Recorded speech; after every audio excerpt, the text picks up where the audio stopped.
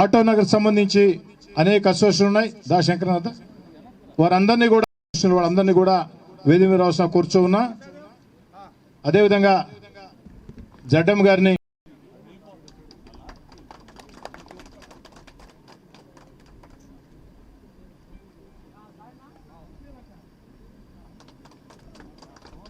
ఈనాటి కార్యక్రమాన్ని ఉద్దేశించి గోవర్ధన్ రెడ్డి గారు, అలాగే సభాధ్యక్షులు శాసనసభ్యులు శ్రీ కోటమిరెడ్డి శ్రీధర్ రెడ్డి గారు కోసం కానీ మాకు అనేక సూచనలు సలహాలు చెప్పిన వ్యక్తి ప్రశాంత్ రెడ్డి గారు, harvester Simhapuri harvester BL Srinivas గారు, సుబ్బన్న తినన్నారా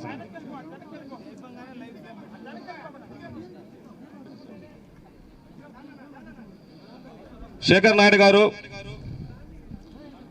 సింహపురి హార్వెస్టర్స్ ప్రెసిడెంట్ గారు శేఖర్ నాయుడు గారు, సర్దార్ గారు టెక్నీషియన్ వెల్ఫేర్ అసోసియేషన్ మెకానిక్. దయచేసి ఏమైనా తప్పు జరుగుతుంటే మన్నించండి. కొంచెం హడావిడిగా ఉన్నందువల్ల మేము కొద్దిగా రద్దీ వల్ల కొద్దిగా ఇబ్బంది కలిగింది. దయచేసి అసోసియేషన్ వారు క్షమించవలసిందిగా కోరుచున్నాం. అధికంగా ఉండటంతో అక్కడ మంత్రి గారికి ఈ యొక్క అసోసియేషన్లు శాలువా గప్పే అవకాశం కాస్త దొరకలేదు. కాబట్టి వారందరినీ ప్రత్యేకంగా వేదిక మీద పిలిచి మీ అందరి సమక్షంలోనే మంత్రి గారికి శాలువా కప్పించడం జరిగింది. ఎక్కడైనా ఏదైనా చిన్న పొరపాటు ఏదైనా జరుగుంటే అది పొరపాటు నాది కాదన్నా, మీరు తోసుకొని చేసిన పొరపాటు క్షమించండి. ఆటో నగర్ను చాలా వరకు గతంలో వర్షాకాలంలో ఇక్కడ చాలా బాధపడేవాళ్ళు. ఆ బాధల నుండి చాలా వరకు ఉపశమనం కలిగారు. ఇంకా స్థానికంగా ఇంకా కొన్ని సమస్యలు చెప్పారు, వాటికి కూడా చేయాల్సిందిగా మనం చేసుకుంటూ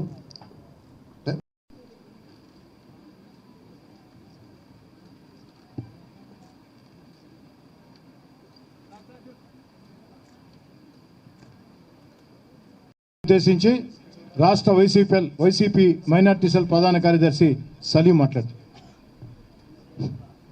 ముఖ్యమంత్రి జగన్మోహన్ రెడ్డి గారి నూతన కేబినెట్ లో రాష్ట్ర పరిశ్రమల శాఖ మంత్రిగా నాకు బాధ్యతలు ఇచ్చిన తర్వాత అధికారిక హోదాలో మొదటిసారిగా ఒక అధికారిక కార్యక్రమంలో మన నెల్లూరు జిల్లాలో నెల్లూరు రూరల్ నియోజకవర్గానికి సంబంధించినటువంటి ఈ ఆటో నగర్ అభివృద్ధి కార్యక్రమానికి దాదాపు 22 కోట్ల రూపాయలు క్లస్టర్ డెవలప్మెంట్ ప్రోగ్రామ్ కింద అభివృద్ధి చేసేటువంటి క్రమంలో నిధులు ఖర్చు పెట్టి పూర్తి స్థాయిలో 100 ఎకరాల విస్తీర్ణంలో ఉన్నటువంటి దాదాపు 50 సంవత్సరాల చరిత్ర కలిగినటువంటి ఈ ఆటో నగర్ సంబంధించినటువంటి అభివృద్ధి కార్యక్రమాలు గౌరవ ముఖ్యమంత్రి జగన్మోహన్ రెడ్డి గారి సహకారంతో ఆ రోజు పరిశ్రమల శాఖ మంత్రిగా ఉన్నటువంటి సోదరులు దివంగత నేత మేకపాటి గౌతమ్ రెడ్డి గారి సహకారంతో ఏర్పాటు చేసుకున్నటువంటి నిధులు,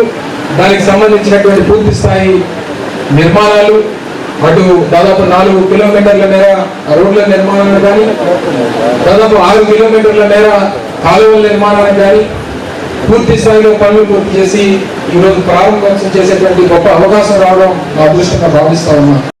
ఈరోజు మొట్టమొదటిసారిగా నెల్లూరు రూరల్ నియోజకవర్గానికి వచ్చాయంటే అది కేవలం మీ శాసనసభ్యులు కోటమిరెడ్డి శ్రీధర్ రెడ్డి అన్న చొరవ, దానికోసం పట్టుబట్టి సాధించుకున్నటువంటి సోదరుడు గిరిధర్ అన్న తాలూకు సహకారం అనేటువంటి విషయాన్ని సందర్భంగా చెప్పక తప్పదు.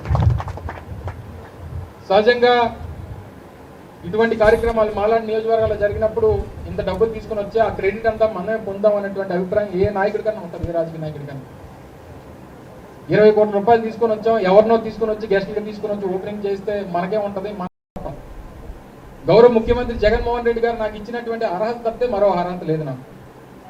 ఎందుకంటే ఈ నిధులు సమీకరించేటువంటి దాంట్లో నా సహకారం లేదు, నిధులు తీసుకొచ్చేటువంటి దాంట్లో నా పాత్ర లేదు, ఈ కార్యక్రమం జరిగేటువంటి దాంట్లో కూడా నా పాత్ర లేదు. తీసుకొచ్చారంటే డెఫినెట్ గా ఇంకొక 20 లాగేద్దాం అన్నటువంటి ఉద్దేశంతో. సో ఇది ఎక్కడ జరుగుతుందంటే ఇటువంటి ఆర్ట్ కలిగినటువంటి నాయకత్వం ఉంటేనే జరుగుతుంది. అంటే నియోజకవర్గాన్ని అభివృద్ధి చేసేటువంటి దాంట్లో మన నియోజకవర్గాన్ని ఏదో రకంగా అభివృద్ధి చేయాలి, మన నియోజకవర్గానికి మంచి చేయాలి, మనల మీద నమ్మకం పెట్టుకున్నటువంటి మన ప్రాంత ప్రజానికానికి మేలు చేయాలి. మన నియోజకవర్గంలో ఉన్నటువంటి ప్రజలు మనకి రెండోసారి ఈ రాష్ట్రంలో మన ప్రాంతంలో శాసనసభ్యుడిగా అవకాశం కల్పించారు. గడిచినటువంటి కాలంలో 5 సంవత్సరాలు మన ప్రతిపక్షంలో ఉన్నాం, మనం ఏది చెప్పినా సరే చెల్లుతుంది ప్రజలకి అనేటువంటి అభిప్రాయం ఆ 5 సంవత్సరాలు ఉంటే, ఈరోజు రాష్ట్రంలో అధికారంలో ఉన్నటువంటి పార్టీగా ఉన్నటువంటి మన శాసనసభ్యులుగా ఉన్నటువంటి పార్టీలో, ఈరోజు అధికారంలో ఉన్నటువంటి పార్టీలో మనం ఏది సాకులు చెప్పడానికి అవకాశం లేదు. కేవలం ఎక్కడ అవకాశం దొరికితే అక్కడ ₹1 తీసుకుని వచ్చి మన నియోజకవర్గాన్ని అభివృద్ధి చేయడం తప్ప మరొక ఆప్షన్ అనేటువంటిది మనకు లేదు అనేటువంటి విషయం బలంగా తెలిసినటువంటి వ్యక్తి అన్న శ్రీధర్ రెడ్డి అనేటువంటి విషయం ఏ రకమైనటువంటి సందేహం లేదని కూడా ఈ సందర్భంగా తెలియజేస్తా ఉన్నాను. ఈరోజు అటువంటి మన ప్రాంతంలో ఈరోజు నెల్లూరు పేరుకి ఈరోజు గ్రామీణ ప్రాంతం అని పేరు ఉన్నప్పటికీ, నెల్లూరు రూరల్గా ప్రాంతం అనేటువంటి నామకరణం ఈ నియోజకవర్గానికి ఉన్నప్పటికీ, పూర్తిగా నెల్లూరు పట్టణంలో సగభాగం కలిగినటువంటి మీరు, నెల్లూరు పట్టణంలో పూర్తి స్థాయిగా ఉన్నటువంటి మీరు, ఈరోజు ఇందాక నేను నెల్లూరు రూరల్ అంటే ఆటోనగర్ అంటే ఎక్కడ అవుట్స్కట్స్లో ఉంటుందేమో, నెల్లూరు నియోజకవర్గం బయట ఉంటుందేమో అని చెప్పని అనుకున్నాం. గోవర్ధన్ అన్న ఇంటికి వస్తున్నప్పుడు రావడమే మన ఆటోనగరం నుంచి వచ్చాం. హైవేకి చాలా చేరువుగా ఉన్నటువంటి ప్రాంతం, ఈరోజు నెల్లూరు పట్టణంలో భాగమైనటువంటి ప్రాంతం. ఈరోజు ఇటువంటి ఒక బలమైనటువంటి ప్రాంతంలో, అన్ని అవకాశాలు ఉన్నటువంటి ప్రాంతంలో ఉన్నటువంటి ఆటోనగర్కి ఈ రకమైనటువంటి మౌలిక సదుపాయాలు కల్పించాల్సినటువంటి బాధ్యత ఈరోజు ప్రభుత్వం మీద ఉంది. ఆ బాధ్యతకి ఒకరు ముందుండి నడిపించాల్సినటువంటి, ఆ బాధ్యత తీసుకోవాల్సినటువంటి వ్యక్తి ఒకరు ఉండాలి. దానికి అన్న ఆ బాధ్యత తీసుకొని ఈరోజు 22 కోట్ల రూపాయలు ఖర్చు పెట్టి ఈరోజు సర్వాంగ సుందరంగా 50 సంవత్సరాల తర్వాత ఉంచి ఉన్నటువంటి దీనికి ఈరోజు మళ్ళీ కొత్త రూపురేఖలు తీసుకొచ్చినటువంటి మీ శాసనసభ్యులు కోటంరెడ్డి శ్రీధర్ రెడ్డి అన్నకి ఈరోజు హృదయపూర్వకంగా అభినందనలు తెలియజేయాల్సినటువంటి అవసరం మాకు స్థానికంగా ఉన్నటువంటి ఈ ఆటోనగర్లో ఉన్నటువంటి ప్రతి ఒక్కరికి కూడా ఉంది అనేటువంటి విషయాన్ని ఈ సందర్భంగా తెలియజేస్తా ఉన్నా. దాదాపు 54 డివిజన్స్ కలిగినటువంటి నెల్లూరు మున్సిపల్ కార్పొరేషన్లో దాదాపు 26 డివిజన్స్ ఈరోజు నెల్లూరు గ్రామీణ ప్రాంతం అంటే నెల్లూరు రూరల్ నియోజకవర్గానికి చెందినటువంటి నియోజకవర్గంలో ఉన్నాయి. రాష్ట్ర చరిత్రలో మొట్టమొదటిసారిగా ఏదైతే గడిచినటువంటి మున్సిపల్ కార్పొరేషన్ ఎన్నికల్లో 26కి 26 సీట్లు కూడా వైఎస్ఆర్ కాంగ్రెస్ పార్టీ గెలిపించుకున్నటువంటి ఘనత, కార్పొరేషన్లో 54కి 54 కూడా గెలుచుకున్నటువంటి ఘనత ఈరోజు నెల్లూరు మున్సిపల్ కార్పొరేషన్కు మీరు వైఎస్ఆర్ కాంగ్రెస్ పార్టీకి మద్దతుగా నిలబడ్డారు. తప్పకుండా ఏదన్నా వచ్చినప్పుడు జగన్మోహన్ రెడ్డి గారికి అత్యంత, ఇందాక అన్న చెప్పినట్టు అత్యంత ఇష్టంలో ఒకరైనటువంటి శ్రీధర్ రెడ్డి అన్న ఏది అడిగినా సరే కాదనేటువంటి మనిషి జగన్మోహన్ రెడ్డి గారు కాదు. ఏది కావాలన్నా సరే దానికి ఏ రకంగా సమస్యకు పరిష్కారం చూపించాలి, ఏ రకంగా దానికి నిధుల్ని సమీకరించాలి, ఏ రకంగా దానికి ఆ ప్రాంతంలో ఉన్నటువంటి ప్రజానీకానికి మేలు చేయాలన్నటువంటి ఆలోచన, ఆ పాజిటివ్ యాటిట్యూడ్తో వెళ్ళేటువంటి వ్యక్తిత్వం కలిగినటువంటి ముఖ్యమంత్రి అక్కడ ఉన్నారు. ఏ పనన్నా సరే సాధించుకొని రాగలిగినటువంటి శాసనసభ్యుడు మీకున్నాడు. ఏ రకమైనటువంటి అపోహలు కానీ సందేహాలు కానీ మీ ప్రాంత అభివృద్ధికి మీరు పడాల్సినటువంటి పని లేదని కూడా ఈ సందర్భంగా తెలియజేస్తా ఉన్నాం. ఈరోజు కొన్ని సమస్యలు స్థానికంగా ఉన్నటువంటి మన సంఘాలకు సంబంధించినటువంటి వారు విన్నవించుకోవడం జరిగింది. ఏదైతే ఐలాక్ సంబంధించినటువంటి నిధుల్లో మీరు కట్టేటువంటి ట్యాక్సుల్లో 35% మున్సిపల్ కార్పొరేషన్కి కట్టాల్సినటువంటి పరిస్థితి ఉంది. దానివల్ల మేము చేసుకోవాల్సినటువంటి అభివృద్ధి, స్థానికంగా ఉన్నటువంటి మా ఆటోనగర్లని ఏదన్నా ఆ మెయింటెనెన్స్కి సంబంధించి కానీ, వీధి లైట్లకు సంబంధించి కానీ, లేదా ఇతరితర సమస్యల్ని పరిష్కరించుకోవడానికి కానీ మాకు ఇబ్బందులు కలుగుతూ ఉన్నాయన్నటువంటి మాట మీ అసోసియేషన్ సభ్యులు చెప్పడం జరిగింది. ఈ సందర్భంగా తెలియజేస్తా ఉన్నా, ఈ సందర్భంగా ఒక నెల్లూరులో ఉన్నటువంటి మన ఆటోనగరే కాదు, రాష్ట్ర వ్యాప్తంగా ఉన్నటువంటి అన్ని ఆటోనగర్లకు సంబంధించి 35% ఏదైతే మనం సహజంగా ఐలా అనేటువంటిది ఇండస్ట్రియల్ లోకల్ అథారిటీ, మనకు మనం మెయింటెనెన్స్ చేసుకోవాల్సినటువంటి అవసరం ఉంది. కానీ మన పైన ఉన్నటువంటి పేరెంట్ లోకల్ అథారిటీగా మన స్థానికంగా ఉన్నటువంటి కార్పొరేషన్స్ మున్సిపాలిటీస్కో 35% చెల్లించాల్సినటువంటి చట్టం అనేటువంటిది ఉంది. దాన్ని 35% నుంచి 15% తగ్గించి తద్వారా ఐలాల మీద కొంత ప్రెషర్ అనేటువంటి తగ్గించేటువంటి దానికి ఇప్పటికే మున్సిపల్ అడ్మినిస్ట్రేషన్కి అలాగే పంచాయతీరాజ్కి ఇప్పటికే ఇండస్ట్రీస్ డిపార్ట్మెంట్ నుంచి లేఖలు రాయడం జరిగింది. దాన్ని 35% నుంచి 15% తగ్గించేటువంటి విధంగా త్వరలోనే చర్యలు తీసుకుంటాం అనేటువంటి విషయాన్ని ఈ సందర్భంగా మీ అందరూ కూడా తెలియజేస్తా ఉన్నాం. అలాగే సంబంధించినటువంటి అధికారులతో మాట్లాడి మ్యాక్సిమం ఏ మేరకు చేయగలమో తప్పకుండా చేసేటువంటి దానికి మీలో, ఎందుకంటే అందరూ కూడా ఎంఎస్ఎంఈల్లో చిన్న చిన్న micro small and medium enterprises కలిగినటువంటి వారు, చిన్న చిన్న యూనిట్స్ కలిగినటువంటి వారు, మీ మీద ఆ రకమైనటువంటి బర్డెన్ ఉన్నటువంటిది లేకుండా చూసుకునేటువంటి బాధ్యతకి ఏ రకంగా ప్రభుత్వం సహకరించాలో అన్నటువంటి దాని మీద కూడా ఆలోచన చేస్తామని కూడా ఈ సందర్భంగా తెలియజేస్తా ఉన్నాం. దాంతోపాటు కొన్ని బ్రిడ్జెస్ కూడా, ప్రధానంగా ఇరిగేషన్ కెనాల్స్ మీద ఉన్నటువంటి బ్రిడ్జెస్ కూడా నిర్మాణం కావాలన్నటువంటి చెప్పడం జరిగింది. దానికి సంబంధించినటువంటి దానికి ఏ రకంగా వాస్తవానికి మాకంటే మంచి అవగాహన వాళ్ళకే ఉంది శ్రీధర్ అన్నట్టు. ఆ నిధులు ఎలా రావాలో, ఎలా తెప్పించుకోవాలో, ఎలా చేయాలో అన్నటువంటి దానికి సహకరించడానికి మేము సిద్ధంగా ఉన్నాం అన్నటువంటి విషయాన్ని కూడా ఈ సందర్భంగా తెలియజేస్తా ఉన్నాం. పేరుకి మంత్రులుగా ఉన్న సీనియారిటీలో ఆయన అన్న చెప్పినట్టు వయసులో జూనియర్, రాజకీయాల్లో సీనియర్ అనేటువంటి మాట గోవర్ధన్ అని చెప్పారు. నాకు కూడా అదే వర్తిస్తుంది. కాకపోతే నేను కొత్తలో in sense YSR Congress party స్థాపించినప్పుడు చాలా కొంతమంది పార్టీని నిలబెట్టినటువంటి వారు, చాలా కొంతమంది పార్టీని ప్రొటెక్ట్ చేసినటువంటి వారు, చాలా కొంతమంది ఆ రోజు కాంగ్రెస్ పార్టీని ఎదిరించి జగన్మోహన్ రెడ్డి గారికి అండగా నిలబడాలి, జగన్మోహన్ రెడ్డి గారికి అండగా నిలబడి ఈ రాష్ట్రంలో ఉన్నటువంటి నాయకత్వం ఈ రాష్ట్రంలో ఉంది. ఆ రోజు కాంగ్రెస్ పార్టీని ఎదిరించడం అంటే అసలు భయపడినటువంటి రోజు మీ అందరికీ తెలుసు, జగన్మోహన్ రెడ్డి గారు పార్టీని పెట్టినప్పుడు. ఎందుకంటే ఈ రోజు ప్రతి ఒక్కరు రోడ్డు మీద ప్రతి ఒక్కరు మాట్లాడుతున్నారు కాంగ్రెస్ గురించి. కాంగ్రెస్ పార్టీ గురించి ఎవరైనా మాట్లాడమంటే రోడ్డు మీద పోయినటువంటి లాగులు వేసుకున్న పిల్లాడు కూడా మాట్లాడుతున్నాడు. కానీ 2009-10లో దేశంలోనే అత్యంత శక్తివంతమైనటువంటి మహిళగా ఉన్నటువంటి సోనియా గాంధీ గురించి మాట్లాడి ఎదిరించాలంటే ప్యాంటులు తడిచిపోయినటువంటి రోజులు చూసాం 2009-10లో. ప్రపంచంలోనే అత్యంత శక్తిమైనటువంటి మహిళల్లో ఒకరుగా ఉన్నటువంటి సోనియా గాంధీని ఆ రోజు కాంగ్రెస్ పార్టీని ఎదిరించాలంటే భయపడినటువంటి రోజులు చూసాం. అలాంటి 130 సంవత్సరాల చరిత్ర కలిగినటువంటి కాంగ్రెస్ పార్టీని ఎదిరించినటువంటి మనగాడు ఆ రోజు వైఎస్ జగన్మోహన్ రెడ్డి గారు మాత్రమే. మరి ఆ జగన్మోహన్ రెడ్డి గారికి అండగా నిలబడినటువంటి కొంతమంది వ్యక్తులు ఆ రోజు టీవీల ముందుకు వచ్చి మాట్లాడాలంటే వైఎస్ఆర్ కాంగ్రెస్ పార్టీనో జగన్మోహన్ రెడ్డి గారి ఆలోచన విధానాన్నో ఆ రోజు మాట్లాడాలి, ఆయన నాయకత్వాన్ని బలపరచాలంటే కనబడినటువంటి అతి కొద్ది మంది వ్యక్తుల్లో శ్రీధర్ రెడ్డి అన్న ఒకరు అన్నటువంటి విషయాన్ని సందర్భంగా తెలియజేస్తా ఉన్నాను. వాళ్ళు టీవీల ముందు ఈ మధ్య రావడం మానేశాడు. మీ రిప్రజెంటేషన్ తీసుకున్న తర్వాత మీకు శాసనసభ్యుడిగా గడిచినటువంటి ఈ 8 సంవత్సరాలుగా శాసనసభ్యుడిగా ఆయన బాధ్యతలు తీసుకున్న తర్వాత టీవీల ముందు కనబడడం మానేశాడు. ఆయన గొంతు మోగబోయింది. మీరు కేవలం ఏమనంటే మాకు నెల్లూరు రూరల్ ప్రజలు అవసరమైంది. మేము ఎప్పుడు చూసినా సరే మా వాళ్ళు అడుగుతూ ఉంటారు మా ప్రాంతంలో, అన్న మనం కూడా శ్రీధరన్లాగా మన గ్రామాలకు వెళ్ళి గ్రామాల్లో పడుకుంటే బాగుంటుందేమో. అందరికీ ఆ అలవాటు ఎక్కడ ఉంటుంది, అంత ఓపిక ఎక్కడ ఉంటుంది? ఎప్పుడు చూసినా సరే పిల్లల్ని వాళ్ళని అందరినీ కూడా వదిలేసి గ్రామాల్లోకి వెళ్ళి గ్రామాల్లో ఉండి గ్రామాల్లో ఉన్నటువంటి ప్రజల తాలూకా సమస్యల మీద ఇంక ఇన్ని కార్యక్రమాలు చేసినప్పుడు టీవీల ముందు మాట్లాడడానికి ఎక్కడ ఉంటుంది?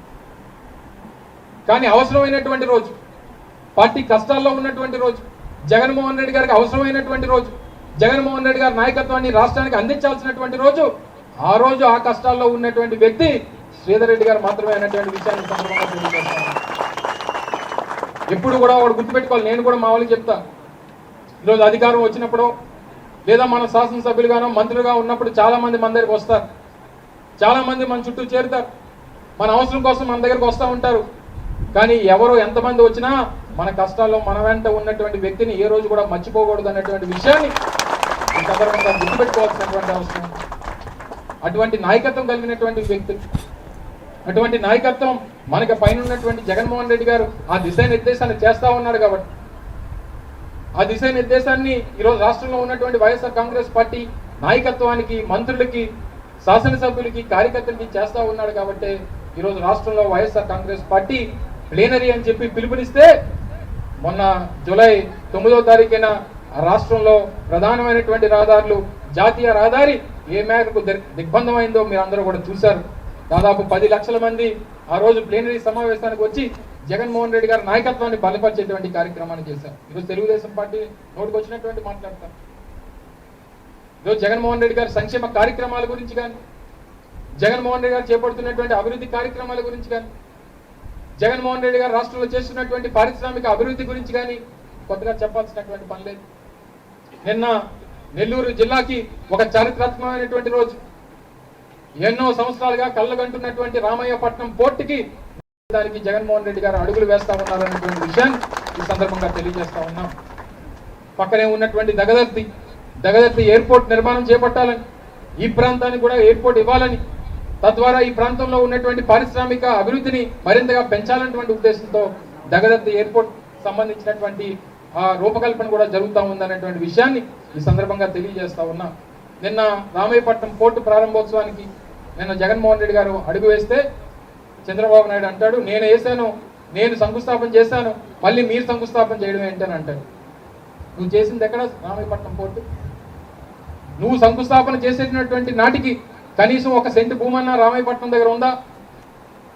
కనీసం ఎన్వైరన్మెంట్ క్లియరెన్స్లు అన్నా ఉన్నాయా? కనీసం ఫైనాన్షియల్ అసిస్టెన్స్ అనేటువంటిది ఉందా?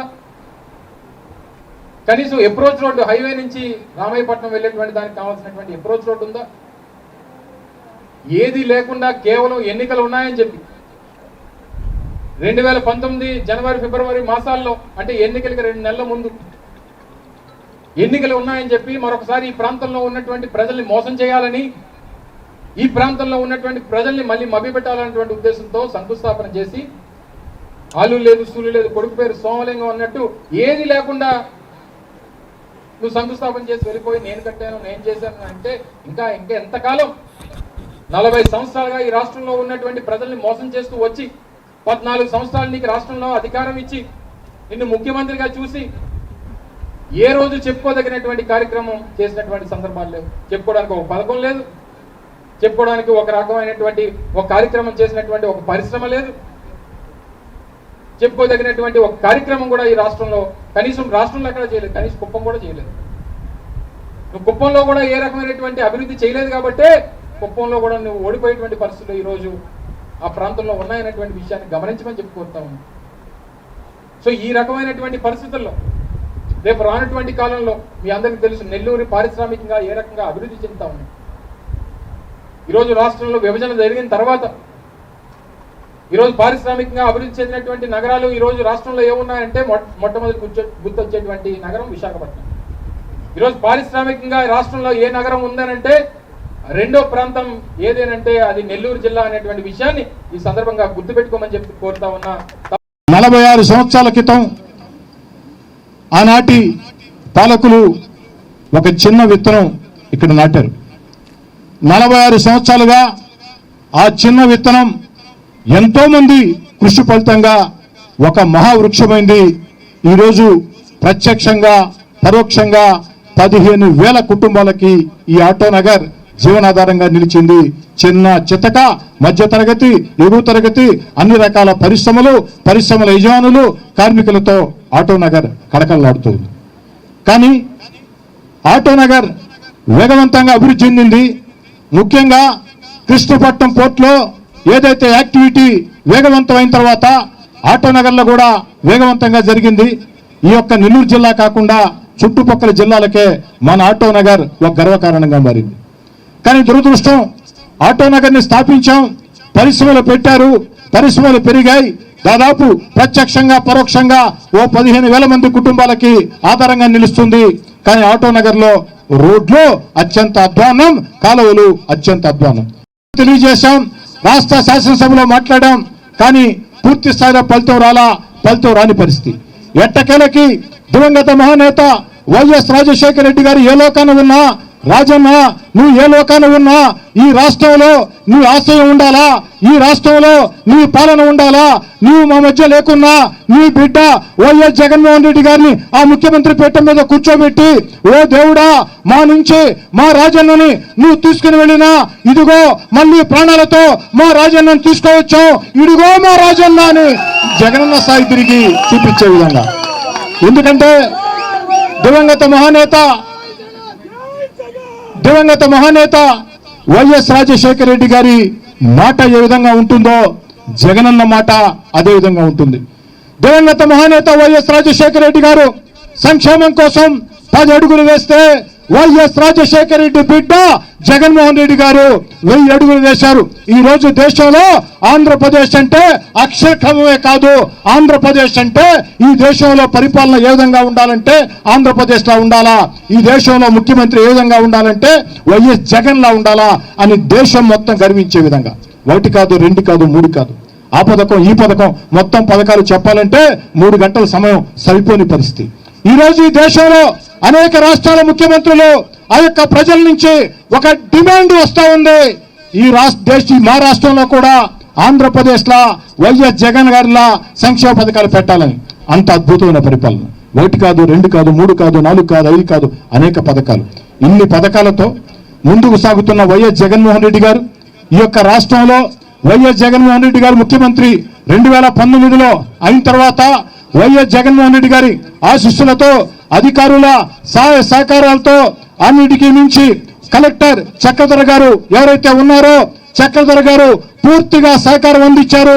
చక్రధర్ గారు కలెక్టర్ గా రాకముందు సహకారం అందించారు. తన వ్యక్తిగత పరిచయాలతో కలెక్టర్ గా వచ్చిన తర్వాత ఈ పనులు వేగవంతం చేసేదానికి చక్రధర్ గారు కృషి చెప్పక తప్పదని చెప్పని కూడా మీ అందరి ముందు కూడా సగర్వంగా మనవి చేస్తున్నాం. అదేవిధంగా మరో దివంగత మంత్రి మేకపాటి గౌతమ్ రెడ్డి గారు పరిశ్రమల శాఖ మంత్రిగా వారి వంతు సహకారం వారు అందించారు. అన్నిటికీ మించి నా తమ్ముడు కాబట్టి నేను చెప్పుకుంటే దేవుడు కూడా నన్ను క్షమించడు, నా తమ్ముడు గురించి నేను చెప్పటం బాగుండదేమో, ఎవరైనా అనుకుంటారేమో అని చెప్పడం అని చెప్పకుండా పోతే అది పద్ధతి కాదు. దీనిలో నా పాత్ర చాలా కొంచెం. నా తమ్ముడు కోటమిరెడ్డి గిరిధర్ రెడ్డి మాత్రం 100 రకాల కష్టపడ్డాడని చెప్పని చెప్పక తప్పదని చెప్తున్నాను. ఈ అంశం మీద అనేక సార్లు అమరావతికి వెళ్ళటం కానీ తిరగటం కానీ వాళ్ళతో ఫోన్లో మాట్లాడటం కానీ అనేక రకాలుగా ప్రయత్నం చేశారు. ఎట్టకేలకి ఆ దేవుడి దయ వైఎస్ జగన్మోహన్ రెడ్డి గారి ఆశీస్సులు అధికారుల సహకారంతో అన్నిటికీ మించి ఒక మంచి కాంట్రాక్టర్ మునుమూరు శ్రీహరి రెడ్డి ఏదైతే నోట్లో నుంచి మాట వచ్చి రాకతలకే వేగవంతంగా చేసే పరిస్థితి 22 కోట్ల రూపాయలతో ఈ యొక్క రోడ్లు ఈ యొక్క డ్రైన్లు అది కూడా ఆటో నగర్ లో ఉన్నటువంటి పెద్దలు మిత్రుల సూచనలు సలహాలు తీసుకుని వారు ఏ విధంగా చెప్పారో ఆ విధంగా చేయమని చెప్పడం జరిగింది, ఆ విధంగా చేయటం జరిగింది. కానీ కథ ఇక్కడితో అయిపోలేదు. చేశాం, సంతోషం, నాకు కూడా గర్వకారణం. నువ్వు శాసనసభ్యుడిగా ఏం చేసావంటే నేను చేసిన మంచి పనుల్లో ఆటో నగర్ రూట్ అని నేను కూడా చెప్పుకోవచ్చు. కానీ ఇక్కడితో సమస్య పూర్తి గల ముఖ్యంగా 3 అంశాలు చెప్పదలుచుకున్నా. 1, కమిషనర్ గారు మీ ముందు ఉన్నటువంటి దినేష్ గారు కమిషనర్ గారు ఉన్నప్పుడు ఇక్కడ ప్రత్యేకంగా 1కి 2 రివ్యూలు పెట్టినప్పుడు ఒప్పుకున్నారు.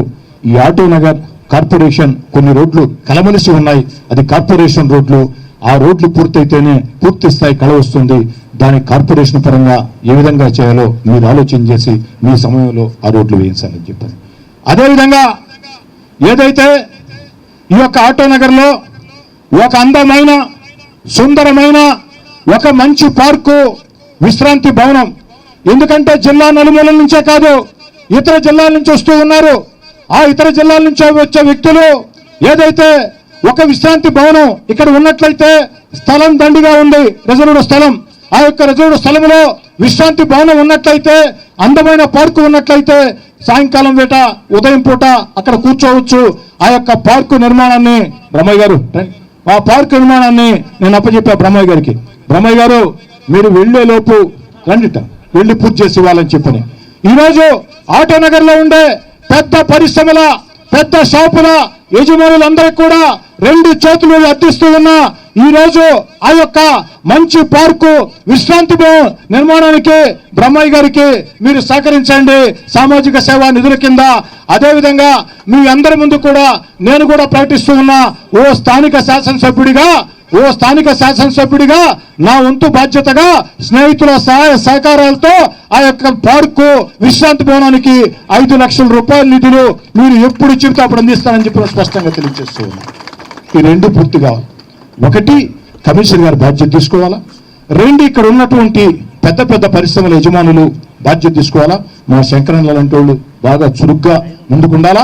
అదేవిధంగా మా రామూర్తిని కానీ మిగతా అందరూ కూడా ఎక్కువ బాధ్యత తీసుకోవాలా. పెద్ద శంకరన్న, మన రామూర్తి అన్న వీళ్ళందరూ కూడా ఆ రెండో బాధ్యత వాళ్ళు తీసుకోవాలా. దానికి నా వంతుగా మీరు ఎప్పుడు చెప్తే వారం ముందు చెప్తే ఆ నిధుల్ని అందిస్తా మా స్నేహితుల సహకారంతో. మూడోది, చిట్ట చివరిది, గౌతమ్ రెడ్డి గారు ప్రాణాలతో బతికి ఉంటే ఈ పార్టీకే అది ప్రారంభోత్సవం కూడా జరిగింది. ఏమిటంటే ఆమంచర్ల ఆటోనగర్. ఈ ఆటోనగర్ సరిపోయే పరిస్థితి లేదు మంత్రి గారు. ఆటోనగర్, కొత్త ఆటోనగర్ కావాలా. ఆమంచర్లలో దాదాపు 500 ఎకరాలకి రాష్ట్ర ప్రభుత్వం డబ్బులు కూడా చెల్లివిచ్చేసింది. రాష్ట్ర ప్రభుత్వం 500 ఎకరాల్లో ఈ పొలాల యజమానులు వీళ్ళు అని చెప్పని ఆ యొక్క పొలాల్ని ఆటోనగర్ కింద తీసుకోవాలని, ఏపీఐఎస్సి తీసుకోవాలని చెప్పని వారికి కోట్లాది రూపాయల డబ్బులు పరిహారం కూడా ఇచ్చేశారు. పరిహారం ఇచ్చిన తర్వాత ఏపీఐఎస్ అధికారులు అక్కడ బోర్డు పెట్టారు, ఇది మా స్థలం అని. అప్పుడు దాకా ఫారెస్ట్ అధికారులకు పట్టించుకోవాలా, వచ్చి బోర్డు పెరికేసి ఏమి స్వామి అంటే కేసులు పెడతా ఉంటున్నారు. ఎవరి మీదనే పెడతాం కేసులు అంటున్నారు ఫారెస్ట్ అధికారులు. ఏపీఐఎస్సి మీద పెడతాం, సర్పంచ్ మీద పెడతాం, ఎమ్మెల్యే మీద పెడతాం కేసులు అని చెప్తా ఉన్నారు. దీని మీద 1-3 సార్లు రెవెన్యూ అధికారులతో కూర్చోబెట్టాం, ఫారెస్ట్ అధికారులను కూర్చోబెట్టాం. స్వయంగా గౌతమ్ రెడ్డి గారు కూర్చున్నారు, చక్రధర గారు కూర్చున్నారు, జేసీ హరీంద్ర గారు కూర్చున్నారు, డిఎఫ్ఓ షణ్ముఖం గారు కూర్చున్నారు. అందరూ కూర్చొని చాలా స్పష్టంగా రికార్డు పరంగా ఇది ఫారెస్ట్ కు సంబంధం లేదు. శంకరన్ గారు ఈ దేశంలో నీతి నిజాయితీలకి మారుపేరుగా ఈనాటికి కూడా మీ కలెక్టర్ ఎవరు తెలుసు అంటే శంకరన్ గారు తెలుసు. శంకరన్ గారి తర్వాత కొప్పూరు రాజు గారు తెలుసు అని చెప్పని మనందరం సగర్వంగా చెప్పిన పేర్లు 2 పేర్లు సోదరులారా. ఎందుకంటే శంకరన్ గారైనా రాజు గారైనా జనం కోసం పనిచేశారు. కలెక్టర్లు అన్న భావం లేదు. అర్ధరాత్రి అపరాత్రి వేకువజామున తేడా లేకుండా ఇంటి తలుపులు తీశారు, జనం మధ్యలో ఉన్నారు, జనం కోసం పనిచేశారు. ఈ జిల్లాలో చాలా మంది తమ బిడ్డలకి శంకరన్ అని పేరు పెట్టుకున్నారు. అలాంటి శంకరన్ గారు ఆమంచర్లలో ఆ యొక్క పొలాల్ని పేదలకు పంచితే ఆ పొలాలు ఆనాటి నుంచి ఈనాటి దాకా అనుభవించుకుంటే ఆ తర్వాత ప్రభుత్వాలు ఆ పొలాలు పరిశ్రమలకు అవసరం అంటే ఆ యొక్క చిన్న రైతులు మొత్తం పరిహారం తీసుకుని ఇస్తే అంతా ఇచ్చిన తర్వాత ఈరోజు దుర్మార్గంగా, దౌర్జన్యంగా, దారుణంగా ఫారెస్ట్ అధికారులు బోర్డులు పెట్టారు అక్కడ. ఇది సమస్య పరిష్కారం కావాలని చెప్పని 2 చేతులు జోడించి 2 మంత్రులు, అటు గుడివాడ అమర్నాథ్ గారిని, కాకాని గోవర్ధన్ రెడ్డి గారిని కోరుతూ 2 మంత్రుల్ని దీని మీద ఇక్కడి నుంచి అయిన తర్వాత ఆర్ఎంబీ గెస్ట్ హౌస్ లో మీటింగ్ ఉంది. ఒకవేళ అది ఫారెస్ట్ కాదని తెలిస్తే ఏ బాధ లేదు. ఫారెస్ట్ అని తేలింది, ఫారెస్ట్ అని తేలితే దానికి బదులు శ్రీకాకుళం, విజయనగరం జిల్లాల్లో కొన్ని 100 ఎకరాలు ఉన్నాయి, దానికి కాంపన్సేషన్ ల్యాండ్ ఇక్కడ ఇవ్వండి. మాకు నెల్లూరు రూరల్ అతి పేద నియోజకవర్గం, అంతకంటే వేరే దారి మార్గం మాకు లేదు. 500 ఎకరాలు అక్కడ మాకు మీరు ఇచ్చినట్లయితే, చిన్న చిత్తగా పరిశ్రమలు వచ్చినట్లయితే కొన్ని వేల మంది నెల్లూరు రూరల్ నియోజకవర్గంలో ఉంటుంది. మాది సర్వేపల్లి మాదిరిగా మాకు టీపీసీఎల్ లేదు, కృష్ణపట్నం పోర్ట్ లేదు, గూడూరు మాదిరిగా ఎన్బికే స్టీల్స్ లేదు, సూళ్ళూరుపేట మాదిరిగా మన సూళ్ళూరుపేట మాదిరిగా ఏంటది మన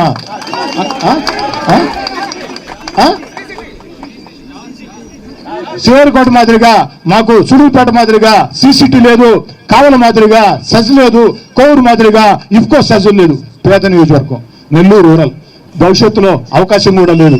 మీరు దయతలిస్తే 500 ఎకరాల్లో పరిశ్రమల శాఖ వస్తుంది. ఎందుకంటే ఇక్కడ ఒక సమస్య కూడా ఉంది. ముఖ్యంగా కాకాని గోవర్ధన్ గారు చెప్తూ ఉన్నా, ఆ రికార్డు బేస్ చేసుకొని ఎవరైనా హైకోర్టులో కేసు వేశారంటే అయ్యా రాష్ట్ర ప్రభుత్వం రైతుల దగ్గర ఇన్ని కోట్ల రూపాయల డబ్బులు పరిహారం చెల్లించి పరిశ్రమల కోసం తీసుకున్నారు.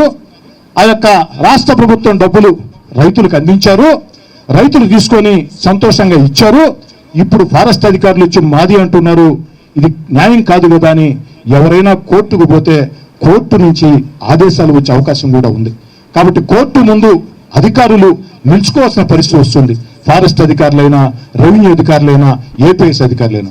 ఎందుకంటే అధికారులు అంటే నాకు చాలా గౌరవం, చాలా ఇష్టం. ఎందుకంటే అధికారులు బాగుంటేనే సమస్యలు పరిష్కారం అవుతాయి.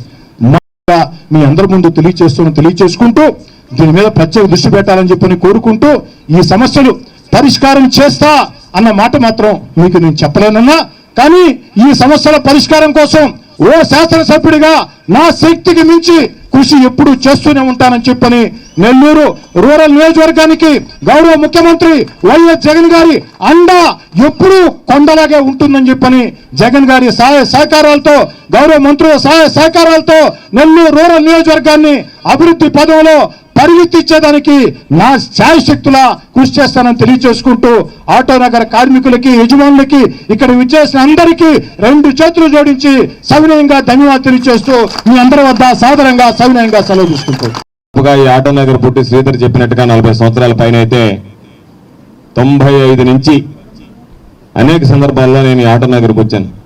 అంబాసిడర్ కారికి మెటాడోర్ ఇంజిన్ ఇస్తే దాని రిపేర్లకు సంబంధించి ఆ రోజు ఆటో నగర్ చూసి ఈ రోజు మరలా ఆటో నగర్కి వస్తే ఆ రోజు చూసినటువంటి ఆటో నగర్ ఇదేనా అన్నట్టుగా ఈరోజు తయారైందంటే శ్రీధర్ రెడ్డి ఎంత కష్టపడి పనిచేశాడో ఆటో నగర్కి సంబంధించి, గిరి ఎన్ని అవస్థలు పడ్డాడు అనేటువంటిది అర్థమవుతుంది. 22 కోట్ల రూపాయలు ఈరోజు తీసుకొచ్చి ఆ 22 కోట్ల రూపాయలతో అభివృద్ధి చేయడం, ఆ అభివృద్ధి చేసి ఈరోజు అందరి చేత ప్రారంభోత్సవం చేయించడం. అధికారం లేనప్పుడు రాజకీయం చాలా సులభం. శాసనసభ్యుడు గ్రామాల్లోకి వస్తాడు, లేదా ఆటో నగర్కి వస్తాడు, ఎవరన్నా సమస్యలు చెప్తారు, సమస్యలు చెప్పిన వెంటనే ఒకటే మాట చెప్తాడు, మనకు అధికారం లేదు, అధికారంలోకి వచ్చిన వెంటనే చేయిస్తానంటే పాపం ప్రతి ఒక్కరికి సానుభూతి ఉంటుంది. అధికారంలో లేనప్పుడు శాసనసభ్యుడు ఇక్కడికి వస్తే మనం నిలదీస్తే ఆయన చేయగలిగేది ఏమి లేదు కదా అని చెప్పి చదువుకున్నటువంటి ప్రతి ఒక్కరు అర్థం చేసుకొని సర్లేని మీరు వస్తే చేయండి అని చెప్పేటువంటి పరిస్థితి ఉంటుంది.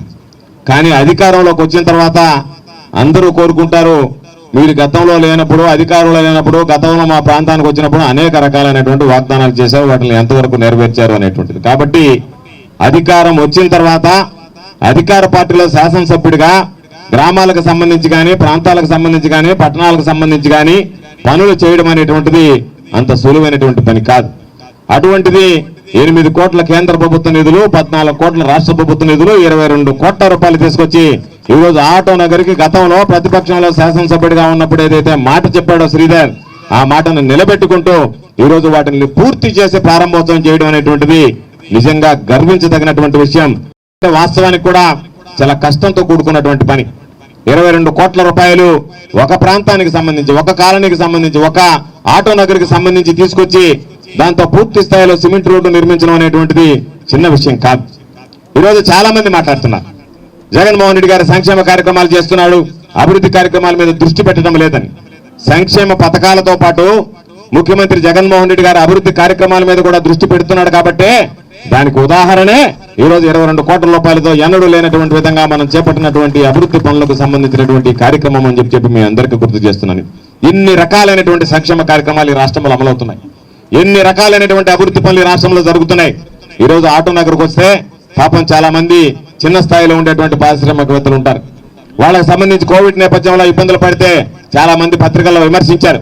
జగన్మోహన్ రెడ్డి గారికి ఎందుకు వాళ్ళ మాలైనటువంటి ప్రేమ, చిన్నకు సంబంధించినటువంటి వీళ్ళ మీద, ఆటో యజమానుల మీద అని చెప్పి మాట్లాడారు. ఈరోజు కోవిడ్ నేపథ్యంలో ఏమి వ్యాపారం లేనప్పుడు కనీసం వాళ్ళకి సంబంధించినటువంటి అక్కడ ఉన్నటువంటి కార్మికుల జీవనోపాధి కూడా ఇబ్బందులు కలిగేటువంటి పరిస్థితుల్లో వాళ్ళని ఆదుకోవాలి, అండగా నిలవాలనేటువంటి ఆలోచన చేసి వాళ్ళకి ఆర్థిక సహాయం అందించినటువంటి ఘనత మొట్టమొదటి ముఖ్యమంత్రి రాష్ట్ర చరిత్రలో వైఎస్ జగన్మోహన్ రెడ్డి గారు అని చెప్పి సందర్భంగా తెలియజేస్తున్నాను. కాబట్టి అనేక రకాలైనటువంటి కార్యక్రమాలు జరుగుతున్నాయి, అనేక రకాలైనటువంటి అభివృద్ధి పనులు జరుగుతున్నాయి. కానీ పాపం ఎందుకో తెలియదు కానీ తెలుగుదేశంకి సంబంధించి మాత్రం వేటిని జీర్ణించుకోలేక ఏదో ఒక విధంగా మాట్లాడేటువంటి పరిస్థితి. తెలుగుదేశం పార్టీ పరిస్థితి ఎంత స్థాయికి దిగజారిపోయింది అంటే ఈరోజు రైతు దగా అని చెప్పి పాపం మా పెద్ద ఆయన ఒక ప్రోగ్రాం పెట్టాడు. అందరి జిల్లాలకు సంబంధించినటువంటి మనుషులు తీసుకొస్తే ఈ నియోజకవర్గంలో నేను తెచ్చానని చెప్పడానికి సర్వేపల్లి నియోజకవర్గంలో మనుగోల్లో దాన్ని నిన్నటి నుంచి చెప్తున్నారు. మీరు ఎవరైనా రండి అంటే రైతులు రాబడలేదని, మీరు ఎవరైనా రండి, వచ్చేవాళ్ళు మాత్రం పంచి కొట్టుకొని పైన పచ్చ కండ వేసుకొని రండి అని చెప్తున్నారు. పాపం ఆకుపచ్చ కండ వేసుకొని వస్తే చాలు అని చెప్పి అంటే దాని అర్థం ఏంటంటే రైతులు అవసరంలే, మనుషులు వస్తే చాలు మందిని చూపించి ఆహా మా బలవేదని చెప్పుకున్నాం అనేటువంటి స్థితికి మీరు దిగజారిపోతే నేరుగా వాట్సాప్లోనే ప్రచారం చేసే అంటే రైతులు రారు అని అర్థమైపోయింది. కాబట్టి వచ్చేటువంటి కార్యకర్తలు ఎవరన్నా నాయకులు లేకపోతే ఎవరన్నా తరలించే వాళ్ళు ఎవరన్నా కూలీలను తీసుకొచ్చి మీరు పంచగట్టుకొని ఆకుపచ్చ కండ వేసుకొని వస్తే చాలు అని చెప్పేటువంటి ప్రచారం చేసేటువంటి పరిస్థితికి దిగజారిపోతే ఆ సభలను రైతు దాకా సభలు అనాలనా, మీరు వాటికి సంబంధించి రైతులను మీరు దాకా చేస్తున్నటువంటి సభలు అనాలా అనేటువంటిది తెలియనటువంటి పరిస్థితి. కాబట్టి ఈరోజు తెలుగుదేశం ప్రభుత్వం పూర్తిగా వైఫల్యం చెందింది. తెలుగుదేశం ప్రభుత్వం అధికారంలో ఉన్నప్పుడు ఈ ప్రాంతానికి సంబంధించి ఎంతో మంది ప్రాతినిధ్యం వహిస్తే ఆ ప్రాంతంలో ఉన్నటువంటి పనులు ఎక్కడ వేసిన గొంగళి అక్కడగా తయారైతే ఈరోజు వైఎస్ఆర్ కాంగ్రెస్ పార్టీ ప్రభుత్వం వచ్చిన తర్వాత ఎక్కడ ఎవరికి ఇబ్బందులు లేకుండా కులాలు లేవే, మతాలు లేవే, గతంలో లాగా ఎవరైతే చెప్తారో ఎమ్మెల్యే సంతకం పెడితే వాళ్ళకి ఇచ్చేది ఏమీ లేదే, ఎమ్మెల్యేలు అవసరం లేదు, మంత్రులు అవసరం లేదు, అర్హత కలిగి ఉంటే వార్డు సచివాలయాల దగ్గర పోయి మీరు నమోదు చేసుకుంటే నేరుగా ఎవరు మధ్యవర్తులు అనేటువంటి వాడు లేకుండా ఈరోజు నేరుగా మీ ఖాతాల్లోకి డబ్బులు నొక్కేటువంటి పరిస్థితి, బటన్ నొక్కి డబ్బులు వేసేటువంటి పరిస్థితి బహుశా ఆంధ్ర రాష్ట్రంలో ఉంది. ఇది భారతదేశానికే గర్వకారణంగా నిలిచినటువంటి సందర్భం అని చెప్పి మీ అందరికీ గుర్తు చేస్తున్నాను. జగన్మోహన్ రెడ్డి గారి పరిపాలనని ఈరోజు పాపం తెలుగుదేశం వాళ్ళకి నచ్చకపోవచ్చు, తెలుగుదేశం వాళ్ళ సర్టిఫికేట్ మాకు అవసరం లేదు, కానీ భారతదేశంలోని ఈరోజు వ్యవస్థ పట్ల ఈరోజు అనేక రకాలుగా మాట్లాడుకునేటువంటి పరిస్థితి వచ్చింది అంటే జగన్మోహన్ రెడ్డి గారి పరిపాలన ఏ విధంగా ఉంది అని చెప్పడానికి ఇది ఒక ఉదాహరణ. ఏపీఐసీకి సంబంధించినటువంటి జోనల్ ఆఫీస్ నెల్లూరులో ఉన్నదో అది తరలి వెళ్ళిపోయింది. నేను కూడా అమర్నాథ్ గారిని కోరాను, ఏదైనా ఈ ప్రాంతానికి సంబంధించి మౌలిక సదుపాయాలకు సంబంధించి కానీ లేదా పరిపాలన పరమైనటువంటి సమస్యలు ఉన్నా సరే వెంటనే వెళ్ళడానికి జోనల్ ఆఫీస్ నెల్లూరులో అవసరం ఉంటుంది. చాలా రోజులుగా జోనల్ ఆఫీస్ ఉన్నది, ఇప్పుడు తరలి వెళ్ళిపోతుంది. కాబట్టి దయచేసి మరలా తిరిగి ఆ జోనల్ ఆఫీస్ ని నెల్లూరులో ఏర్పాటు చేయాల్సినటువంటి బాధ్యత మంత్రి గారు తీసుకోవాల్సినటువంటి అవసరం ఉంది అని చెప్పి సందర్భంగా నేను తెలియజేస్తున్నాను. దాంతో పాటు పాపం జిల్లా పరిషత్ మీటింగ్ వచ్చినా ఎక్కడికి వచ్చినా శ్రీధర్ ఎప్పుడు చెప్తూ ఉంటాడు, ఏదైతే పాపం కోరికుందో మరొక ఆటో నగర్ కానీ లేదా చిన్న చిన్న పరిశ్రమలు రావడానికి కానీ ఈరోజు ఆమచర్ల దగ్గర ఒక ప్రాంతాన్ని గుర్తించారు. దానికి సంబంధించినటువంటి అభివృద్ధి పనులు జరుగుతున్నాయి. ఆ సమయంలో దానికి సంబంధించినటువంటి ఫారెస్ట్ వివాదం ఒకటి రావడం, దానివల్ల ఈరోజు ఇబ్బంది కలగడం, అది అర్ధాంతరంగా ఆగిపోవడం జరిగింది. జిల్లా కలెక్టర్తో మాట్లాడి ఈరోజు మంత్రి గారు కూడా దానికి సంబంధించి పరిశ్రమల శాఖ మంత్రి అమర్నాథ్ గారు కూడా ఈరోజు దానికి సంబంధించినటువంటి సమీక్ష ఏర్పాటు చేశాడు. అవసరమైనటువంటి అధికారులందరినీ పిలిపించి వీలైనంత త్వరగా ఆ సమస్యను పరిష్కరించి పాపం శ్రీధర్ కళ నెరవేర్చడానికి అందరం కలిసి ప్రయత్నం చేస్తామని చెప్పి ఈ సందర్భంగా తెలియజేస్తున్నాను. ఈరోజు పాపం గౌతమ్ రెడ్డి గారి సహాయంలో దీనికి శంకుస్థాపన జరిగింది. ఈరోజు గౌతమ్ మన మధ్య లేకపోయినా దానికి సంబంధించినటువంటి నిధులు పూర్తి స్థాయిలో ఈరోజు అభివృద్ధి చేసి దానిని అమర్నాథ్ చేతుల మీదుగా ఈరోజు మనం జరుపుకుంటున్నాం.